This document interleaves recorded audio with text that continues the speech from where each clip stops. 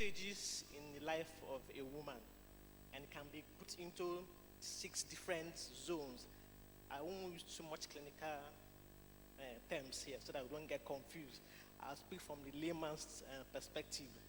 A woman's life can be grouped into 6 phases. My favorite. Like this phase from birth to before menses called prepubertal phase.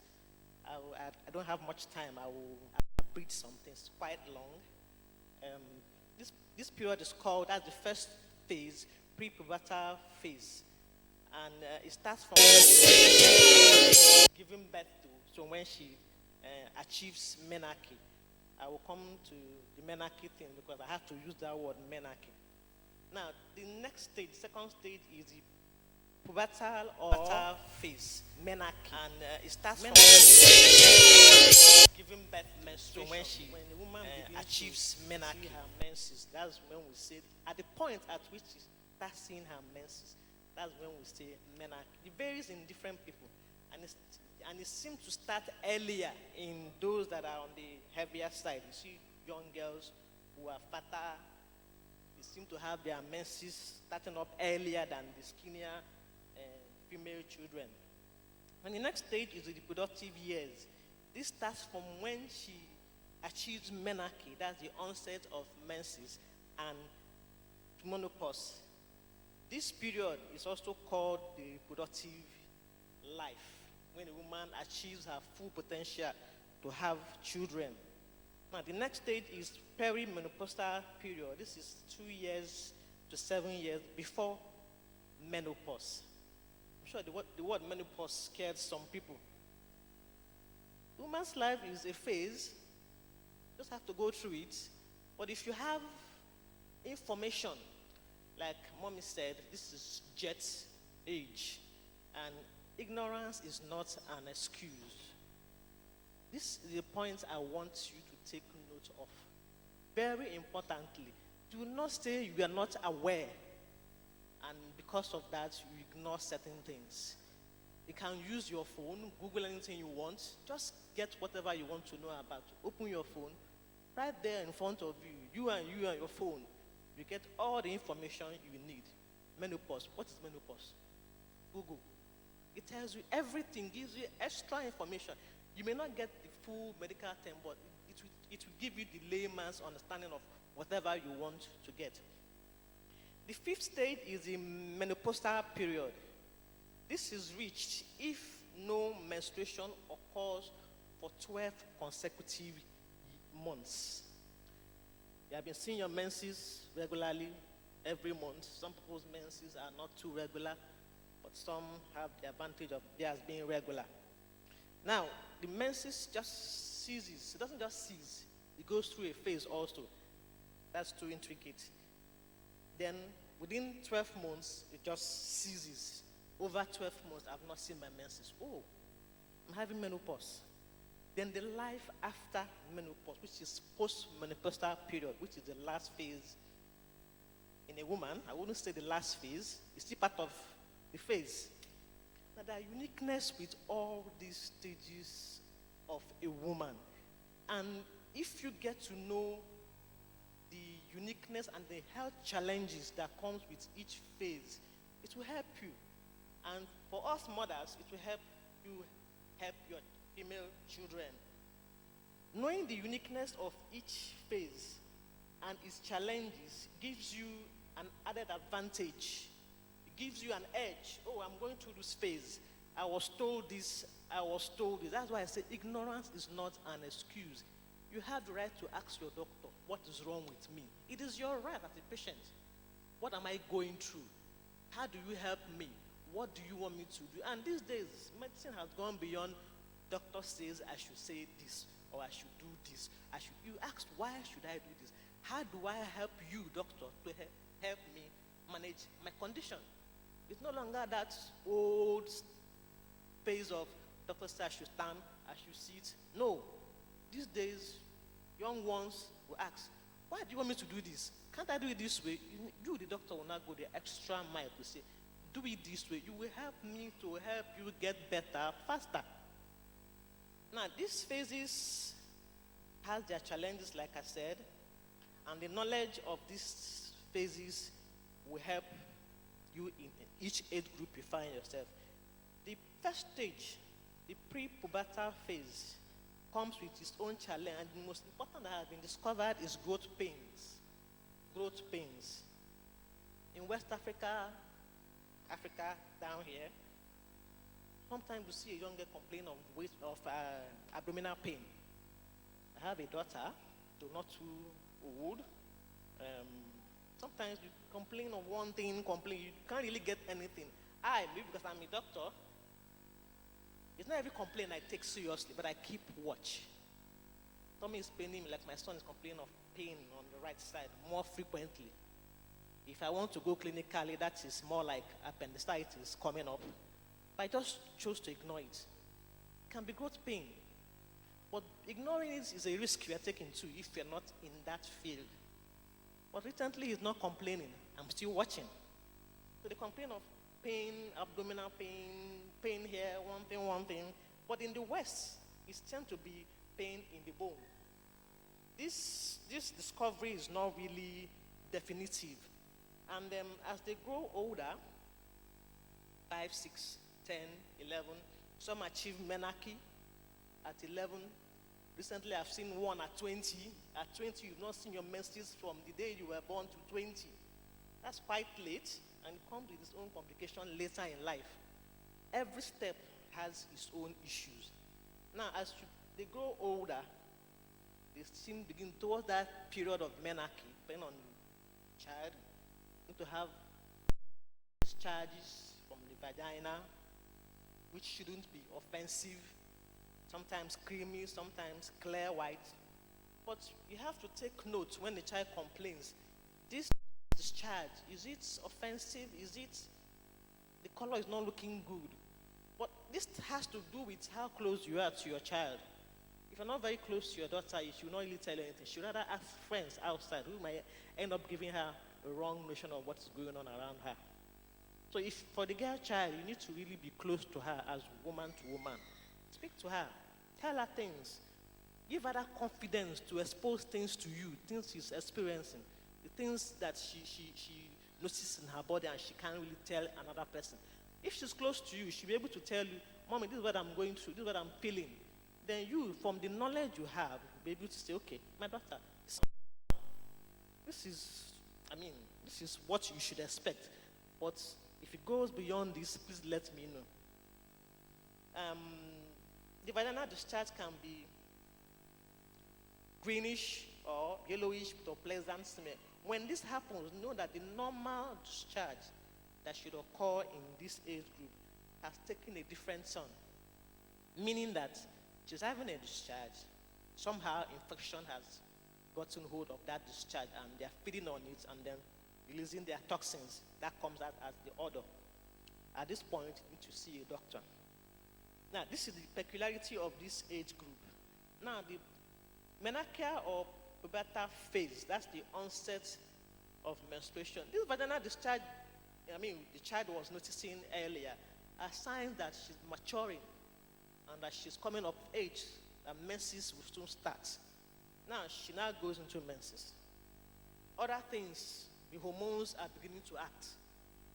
The menstrual period is inclusive of the hormones that are released, the progesterone, the estrogen that regulate. These two hormones are from the ovary that regulate the circadian rhythm of the uterus. Circadian rhythm, sorry. It's like the clock of the uterus. When this hormone is higher, this is what happens. Ovulation takes place. When this one is lower, menses take place. When they are balanced, this is how it should be. So when menarche starts, that is onset of menstruation, not only are the ovarian hormones released, other hormones are also released from other organs and glands of the body. The most obvious is that you begin to notice that the child is having excessive sweating. Bacteria from the skin now acts on it. You now begin to get body odor. The underarm begins to smell. Child is sweating more and more, smelling more and more. At this point, then you now include, for the girls, you now include the menses for their age, they may not be too hygienic. All these will add to body odor.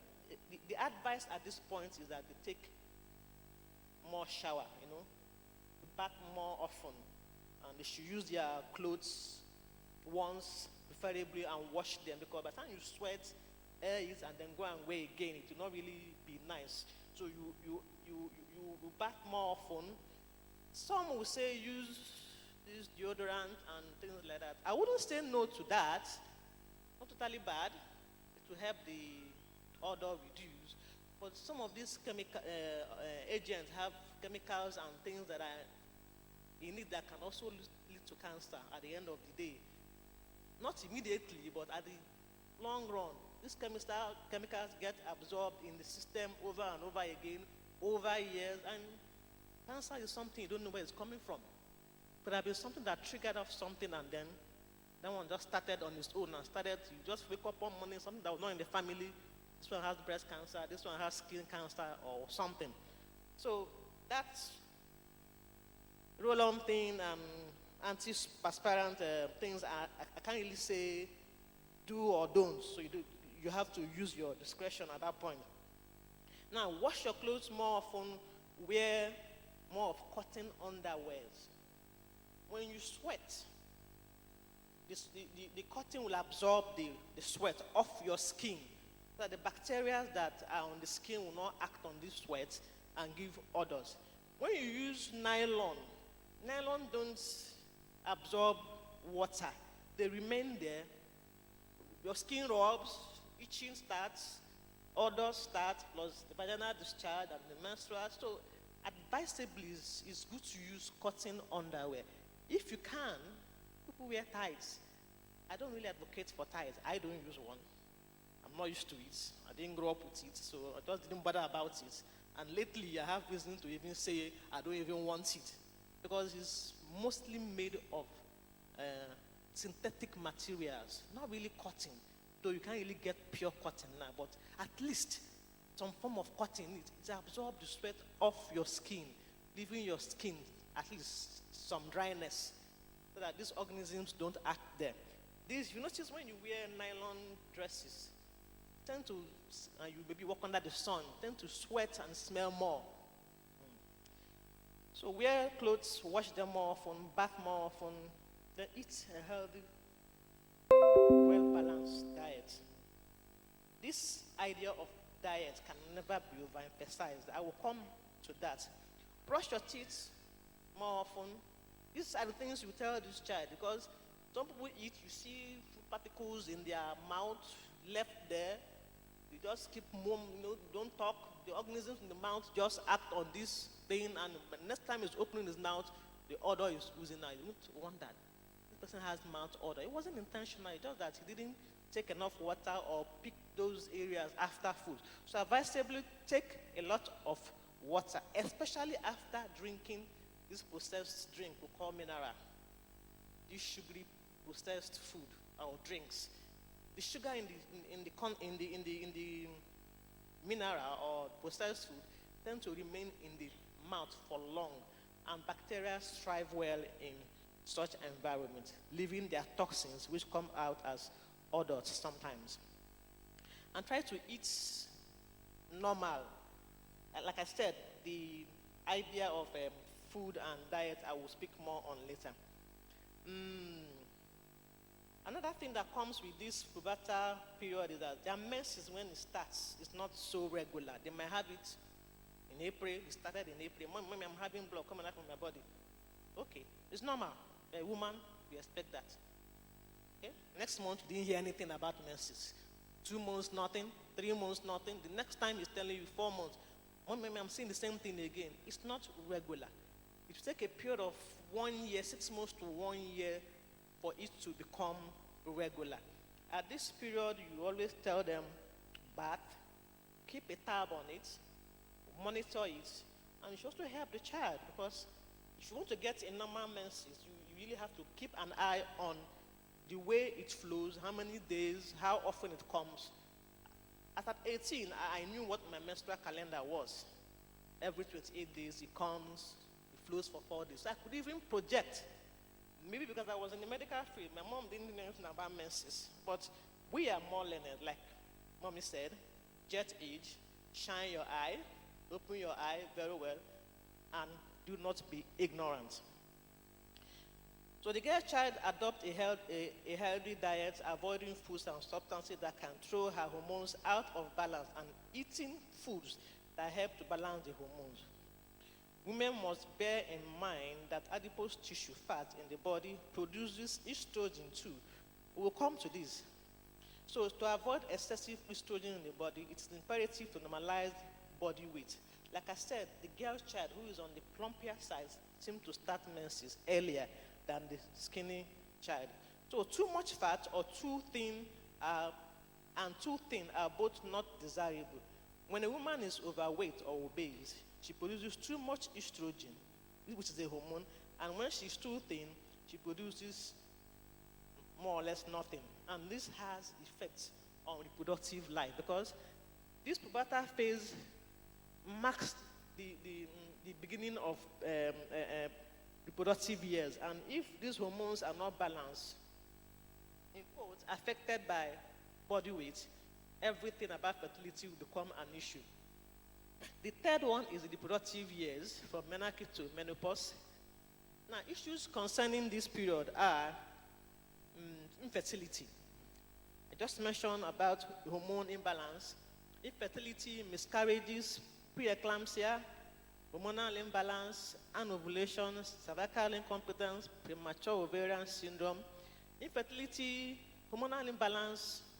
This hormone should be this level before ovulation takes place. And when ovulation takes place, the sperm, fertilizes the ovum. A baby is formed, delivered. When you have imbalance in these hormones, definitely you are going to have issues with fertility. Miscarriages, one or two things, sometimes caused by us, sometimes our ignorance, sometimes caused by this imbalance in hormones. Sometimes can actually get pregnant, and along the line, imbalance in the hormones. Sometimes we give them drugs to balance this hormone so that they'll be able to maintain, put them on bed rest, not too much activity, and until they pass through that phase when the body takes over, we now say, okay, go home and come back. Go and come back. Within 2 months, they deliver safely. And ovulation has a relation to infertility.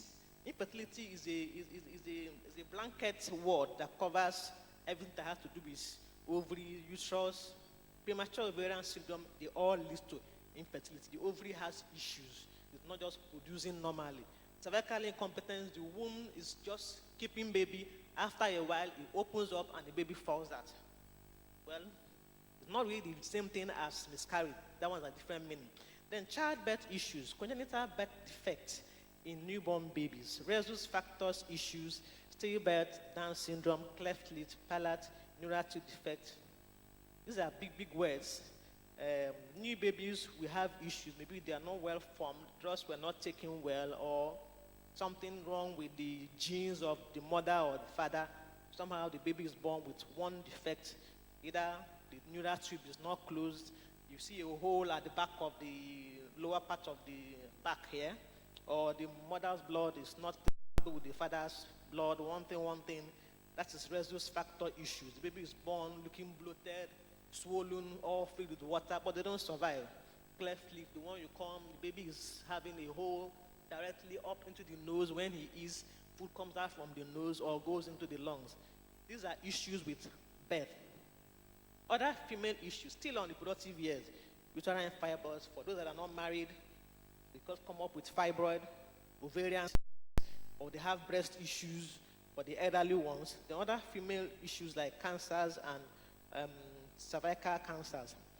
Then the menses itself, menstrual disorder, amenorrhea, primary or second. Amenorrhea means lack of menses. It can be right from when you were born, or you were having your menses, had an issue along the line in your reproductive years, and the menses just ceases for one reason or the other. Endometriosis, tissue of the uterus getting to another place. When the uterus is bleeding, that one too is bleeding. You find the latest one I saw was around the umbilicus. So just every month when she's menstruating, you just see blood coming out from the umbilicus, belly button. That was how we're able to.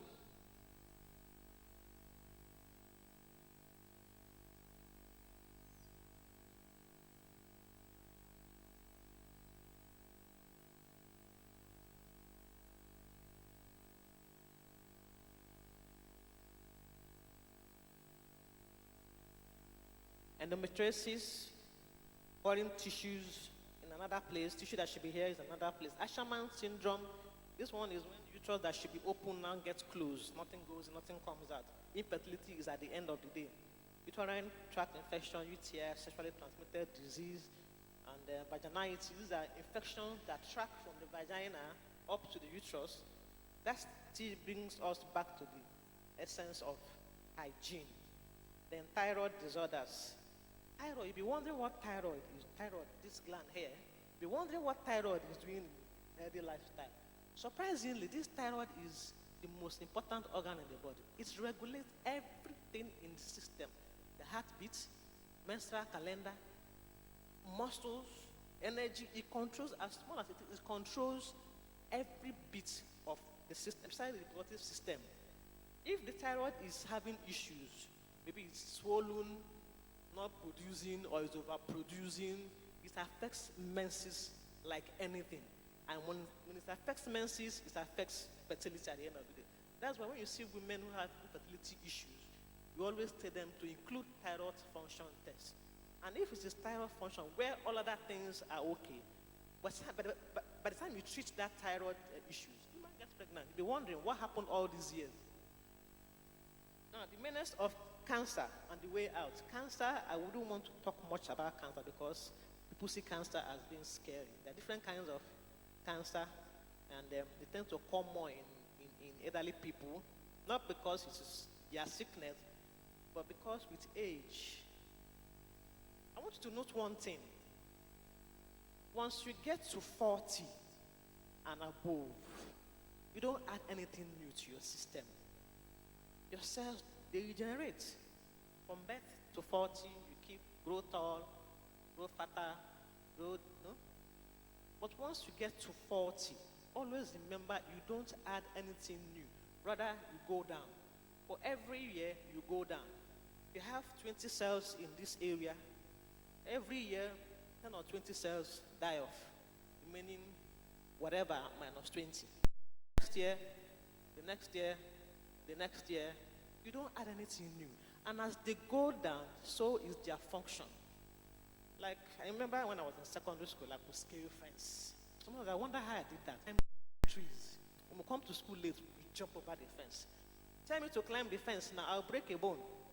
It's not something you just happens. I was wondering, when I was going, I was just wondering.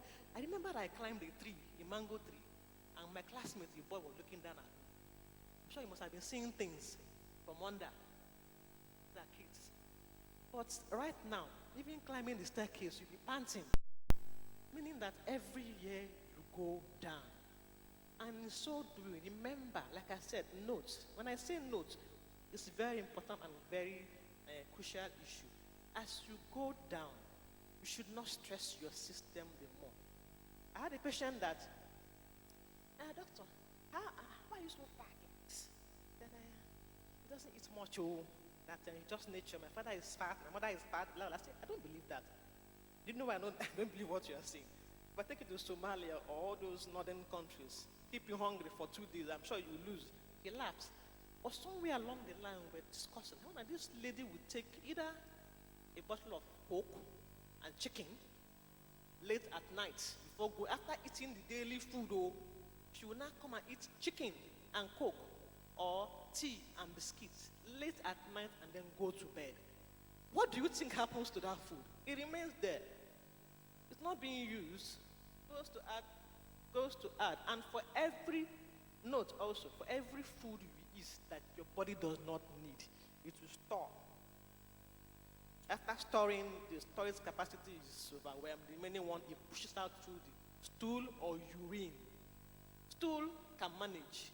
Urine, each time you overflow the kidney goes down. Like I said, I don't want to dwell much on the diet. Let's continue. Cancer is a word, according to the World Health Organization, cancer is a generic term for a large group of diseases that can affect any part of the body. Different types of cancer, carcinomas, sarcomas, leukemia, lymphomas, myelomas. Carcinomas, generally everywhere. The sarcomas, they are rarest and deadliest, really. Bones, once you see a bone cancer, most times, patient doesn't make it. Doesn't matter where, even in the leg. most times patient doesn't make it. Leukemia, that is cancer of the blood, they don't make it. Cancer generally are very, very bad. Let me talk a little bit about this. Let me analyze cancer as this malam is moving with his cows. They are moving on a straight line, go to that direction. Somewhere one cow just shoots off and runs off. What do you think that cow is going to do? Going to destroy something or kill somebody or something. That's the way cancer cells are. Supposed to go in this direction. Somewhere one will just shoot off and begin to produce the stuff there. And once they come out of the regulation or the order of that straight onwards movement, they begin to follow their own direction. They can multiply anywhere. Something that should be forming liver goes somewhere and begin to form something else that is not even compatible with life. That person begins to have issues with cancer, and because it's the foreign abnormal cells, it becomes cancer. And in the wrong place, the brain begin to have brain issues, headache, sudden collapse, and things like that. So cancers are not very good. Myelomas, antibody-producing plasma cells or blood cells producing cells in various tissues in the bone. Myelomas are cancers of the white blood cells. Cancer causes, and we don't want to dwell much on this cancer thing because so many talk about cancer.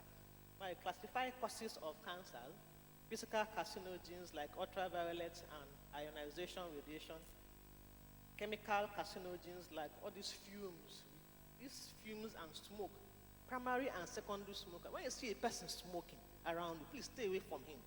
You're as good as him that is smoking, or even worse, because he will take his own and bring out the waste, you collect the waste, and he might even stay longer than you on earth here. Then biological carcinogens like HIV, hepatitis. Hepatitis is becoming too rampant. If I see 10 patients for surgery, 3 will end up being hepatitis B positive. It's even becoming more rampant than even the HIV. And these are quite precancerous diseases that can affect the liver anytime, unknown to you. You are busy walking around. And once it happens to you, you can't donate blood to anybody. Every fluid from your system is hepatitis positive.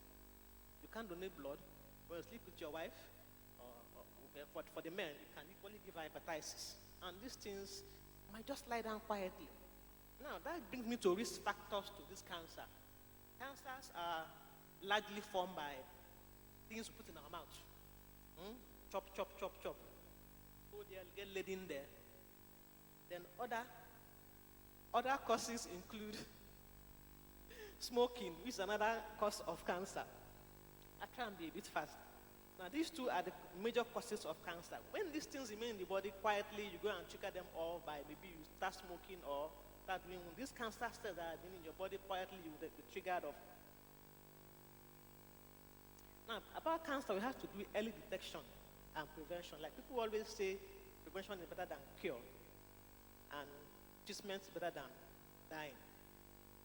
I want to also say, okay, we are here. What do we do? We have these problems. What do we do? Like in the menopausal period comes with its own issues too. Post-menopausal period is its own issue. Menopausal period comes with a lot of sweating. Your cardiovascular system is shooting off one way. Hypertension is coming. Your pancreas is saying no to sugar. Sugar is flying. Your bones are saying no, I'm too weak. Break your leg, fall down from steps. You're trying to cross a gutter, you just fracture. Now, menopausal period also similar thing. You don't have your menses coming up again. That place is dry, no menses, no longer soft. You are degenerating, like I said, every year it degenerates by the minute. So intercourse is difficult. You don't even want to have any feeling with your husband. Issues, you are angry, maybe things that you wanted to do in life, you didn't achieve them. All those depressive, divorce rate is very, very high at this point. You're wondering why divorce rate should be coming high at that stage. Now, what do? We have to get going. We have to get going. We have to do some things to help us. Now that we are being informed about this thing, we have to do some things to be able to make sure that we live a healthier life. Things that includes becoming more active in life. You have to exercise to an extent now. You don't have to sit down inside the car, drive, let's stop go and buy something and come back. It's just nearby. You can walk. That distance, similar distance, 2 or 3 times in a day can help exercise your body. That keeps you fit and trim. Eating healthy means eating properly. Obesity is the worst thing that can happen in an elderly woman or man. Obesity comes with its own issue. Obesity means different things. For my height, I have particular weight I should not go beyond. For someone who is shorter than me, shouldn't go certain. If you keep that same weight, you look obese, and it comes with its own issues: fracture, hip bone, spinal dislocation, things like hypertension, diabetes, and things like that. So weight is important. You have to make sure you don't carry too much weight. For each weight, note also, for each weight you add, you are giving your heart extra activity to do. Your heart is functioning normally the way you now start to add extra fat by eating, late night eating, binging, in between meals, Coke and biscuits, in between breakfast and lunch. You're adding to it. Before you know it, you are adding. By so doing, you are giving your heart extra work because your heart has to supply extra blood to that fat you are laying down. Diet, you have to watch what you eat, and plenty of fluids also. Reduce fatty meat. Reduce fatty food, reduce the oil in your stew, reduce the oil in your soup, reduce fat that are not very, processed foods are not very good. This canned food that tell you has vitamin D, the more vitamins it has, the more the food has been processed and the more the ingredients have been removed. Try go natural, plenty of fruits. If you're hungry in between meals, take snacks like banana and granules, pawpaw, watermelon. It will fill you in until you add no calorie. And you still look fresh from the vitamins from it. That's for exercise. Fluid, at least 8 glasses of water in a day. And before you go to bed, try and take fluid. And sleep is very important. Try to sleep at least 7 to 9 hours a day, if you can. If you don't have anything doing, sleep. Leave the phone. Don't browse. Don't WhatsApp anybody. If you want to WhatsApp me on something important, come and see me or call me on phone. Not every WhatsApp that I read. What is it that you want to tell me on WhatsApp? You cannot call me on phone. You don't have anything doing. You're idle. I should not sit down with you after eating Coke and biscuit around 10 and I'll be doing WhatsApp. You are adding more to your problems. And once you have diabetes, and most times hypertension will add to it. Or more, when you have hypertension, most times diabetes, they go hand in hand. They're handling this one is complaining, they're handling the sugar, is complaining, and the drugs are almost fighting each other. It's not a very good thing. Like I said, take plenty of fruits, and way forward.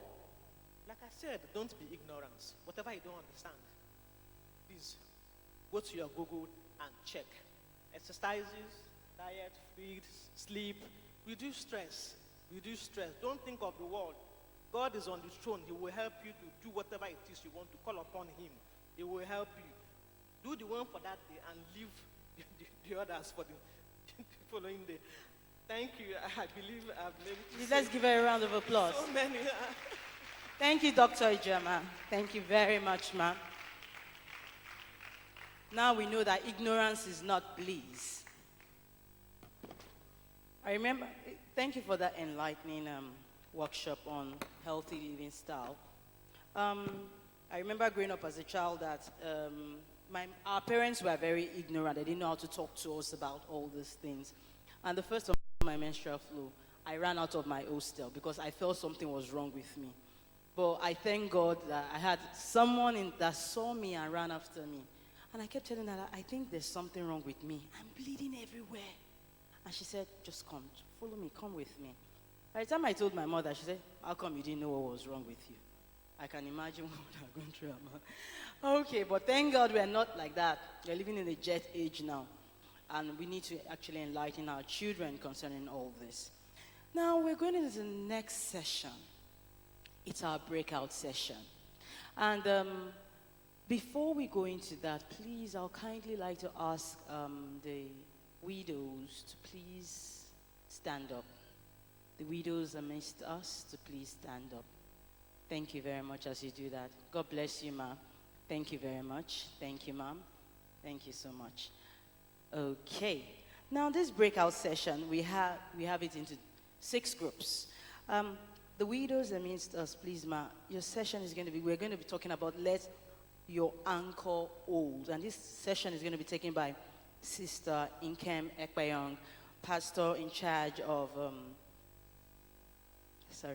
Pastor Inkem Ekpayong. Thank you very much, ma. Please let's clap for her. Please, you go with Sister Inkem Ekpayong to the other side. We have 4 breakout sections, one in front here, one at the back, and one at the back. Then we have 2 extra sessions outside in the overflow. And the pastors to be taken, we have different sessions. So the widows, thank you very much. Please go with Sister Nkem Ekpayong. Thank you very much. Please let's give a round of applause for Sister Nkem Ekpayong. Thank you so much, ma'am. Thank you very much, ma'am. Also, I would like the singles amidst us, the single women amidst us to please stand up. Thank you. Single and proud. Yeah, thank you. I love that. Single and proud. Thank you very much. Let your ankle hold.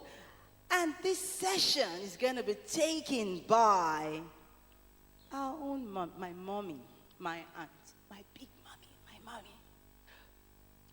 Pastor Banke. Pastor Banke Akibaboye. Please can we stand up and go with her? She will take you in the session at the back. Widows, please. Sister Nkem, sorry, ma, please, that side for the widows, ma. Pastor, singles, please, proud and single, please, at the back with Pastor Banke. Thank you very much. Now, ushers will actually give us little notes that we're going to pick our other sessions from. We have other sessions.